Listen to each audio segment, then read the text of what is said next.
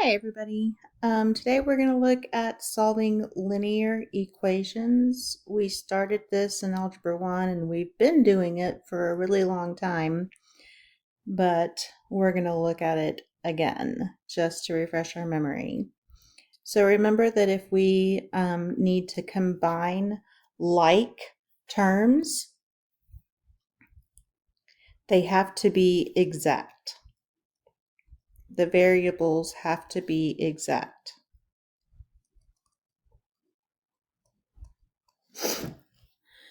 And solving linear equations with variables on one side. So if we're going to ask you to combine like terms, let's say I gave you the equation 2a plus 3b plus 3a. We can think of that as a being apples and b being bananas. So if I have 2 apples and 3 bananas and 3 apples, I have 5 apples in total and still 3 bananas. So notice that 2a and 3a, the variables are identical. So we can combine like terms. That's just like saying if I had 2x squared plus 4x squared, since my variables are identical, that would equal 6x squared. But if I had 2x squared plus 4x, I can't simplify. You cannot combine those two because the variables are not identical.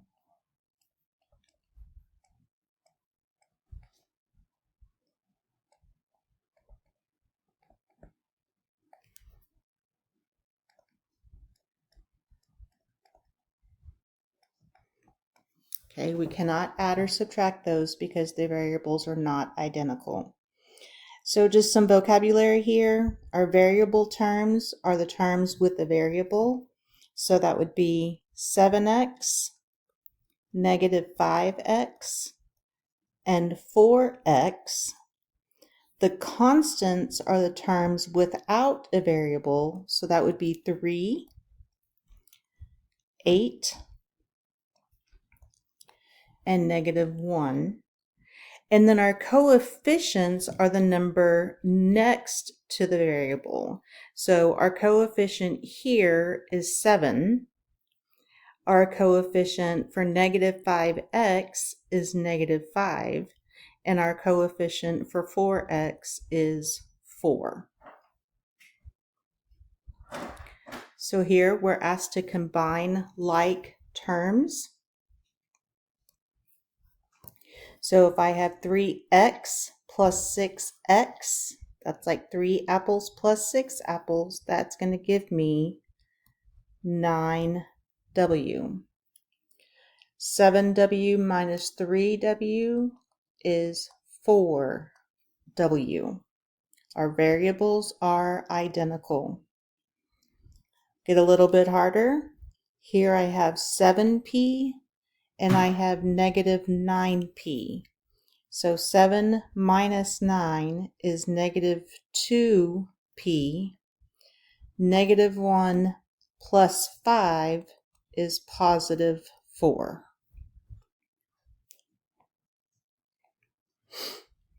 Combining like terms again, notice I have x's and y's this time, so I can combine 5x. Remember that if there's not a coefficient in front of the variable, it's an understood 1. So that gives me minus 1x and plus 3x. So 5 minus 1 is 4. 4 plus 3 is 7x. 7y plus 2y is 9y. So you can try these two. Go ahead and pause the video. You try them and then come back. So here we have negative 7w minus 7w, negative 7 plus negative 7 is negative 14W. Negative 5 plus 9 is positive 4. Here we have 7x minus 5x, which is 2x. I have 2y plus 9y, which is 11y. And then I have 5 minus 1, which is 4. Notice that we have to use all the terms. Now we're going to be using combining like terms when we start solving equations. So just real quick, what is the inverse of multiplication? Division. The inverse of division is multiplication.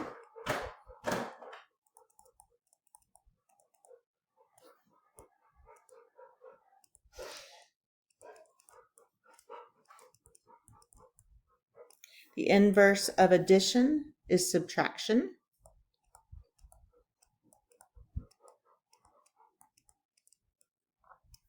And the inverse of subtraction is addition.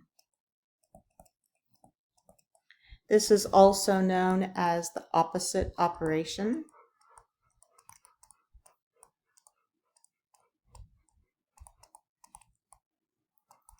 So we'll be using the inverse, we'll be using the opposite operation in order to move things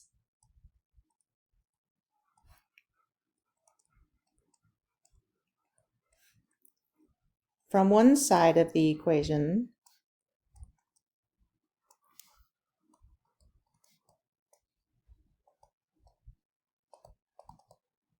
to the other side.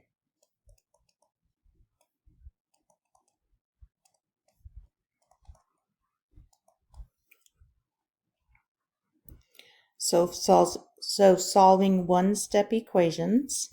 Here I have two separate equations. I have x plus 3 is equal to 10.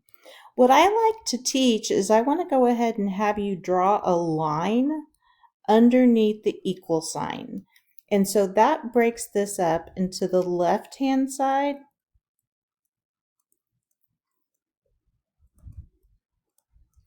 and the right-hand side.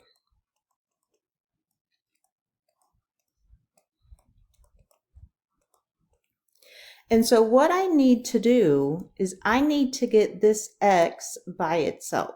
I don't know why my computer does that when I use the highlighter, but it'll do that in all the videos, so I'm sorry. We're trying to get that x by itself.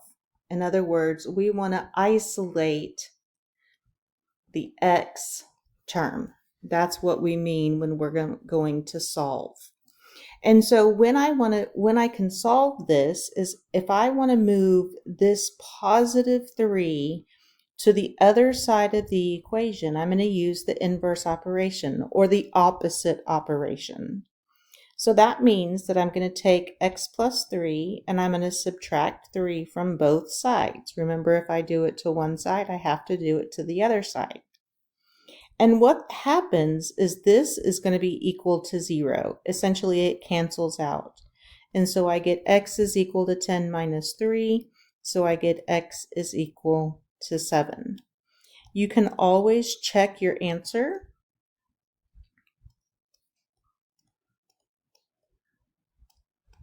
by plugging in the answer.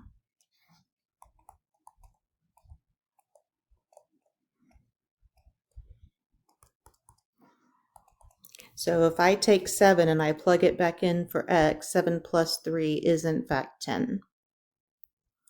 So here I'm trying to isolate b. In order for me to isolate b, I'm going to have to subtract 7 from both sides. So 7 minus 7 cancels out, and I'm left with b and negative 27. So b is equal to negative 27. Here I have multiplication happening between the negative 5 and the x. And so I have to remember the opposite operation of multiplication is in fact division. So I'm going to divide each side by negative 5. You're dividing by the coefficient.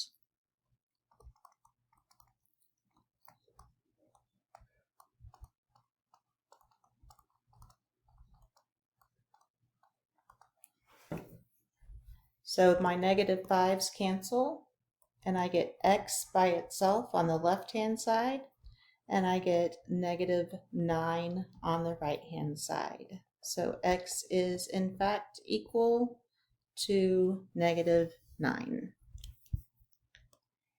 Here I have division, and so the inverse operation or the opposite operation of division is multiplication. So I'm going to multiply each side by 3. Because my 3's can cancel, so here I'm left with x. Negative 2 times 3 is negative 6, and I get x is equal to negative 6. We're going to kind of put all this together now, and so we're going to have two-step equations, which means we're going to have to do 2 steps. The number one thing to remember is that you are trying to isolate the variable. You're trying to get the 7p by itself first. So in order to get the 7p by itself first, I'm going to add 1 to both sides. My 1's cancel. I'm left with 7p on the left-hand side, and I have 10 on the right-hand side. 7 and p are being multiplied. So in order to get rid of the 7, I'm going to divide each side by 7. Here my 7's cancel, and I get p is equal to 10 over 7. Yes, we can have fractions in our answers. Yes, we're going to have fractions all year long. So I want you to pause the video here and try this one. So first thing I'm going to do is draw my line underneath the equal side. I'm going to add 5 to both sides. My 5's cancel. I get negative 3x and 15. Going to divide each side by negative 3.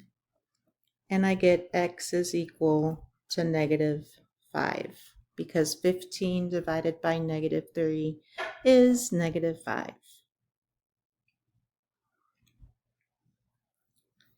Here I'm going to draw the line underneath the equal sign. I'm going to subtract 4 from both sides. My 4's cancel. I have x divided by 3 is equal to negative 6. There's division happening between the x and the 3, so I'm going to multiply each side by 3. This is by far the most, when y'all see a fraction, your brain just goes berserk. I don't know why. I don't know why everybody's scared of fractions, but that's the easiest way to get rid of the fraction is to just multiply by the denominator. And negative 6 times 3 is negative 18. You try these two. So hopefully you got x is equal to 16 for the first one and x is equal to 8 for the second one. My work is shown there so you can see what I did. Subtract 7 first, and then multiply by negative 2. Here I added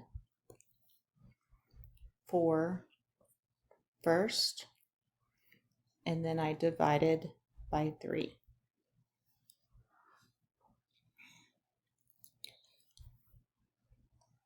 I'm getting a little bit harder. I notice on the left-hand side, I can combine those two. And so that's the first thing that I want to do. I want to simplify my life. So if I can combine like terms first, I want to go ahead and do that. And so 7 minus 9 is negative 2p plus 5 is equal to 11. I'm going to subtract 5 from both sides.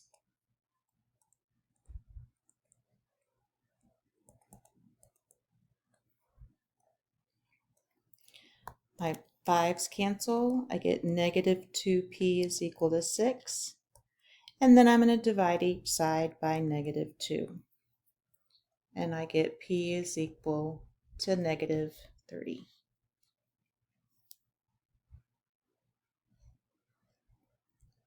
A little bit harder. Again, I'm going to draw my line. I'm going to combine like terms first.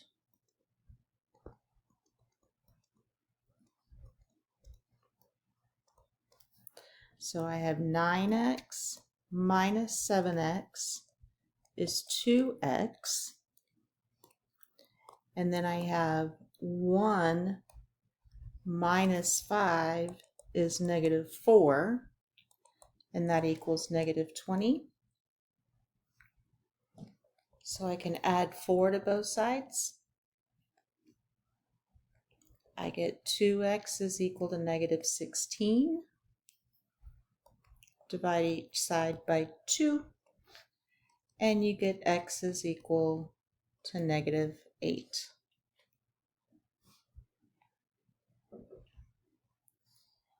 And then you can try this one. So go ahead and pause the video and come back to check your answer. So you should be getting that x is equal to negative 4. I combined like terms first. I moved the 3 over using addition, and then I divided by the coefficient of our variable, and I got x is equal to negative 4. If you have any questions, save them for tomorrow and bring them to class. Thanks for watching.